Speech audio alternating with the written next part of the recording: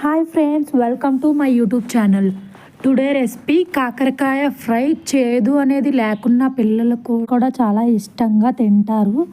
అదే evening snacks లాగా చేయాలనుకున్నా సరే చాలా బాగుంటుంది.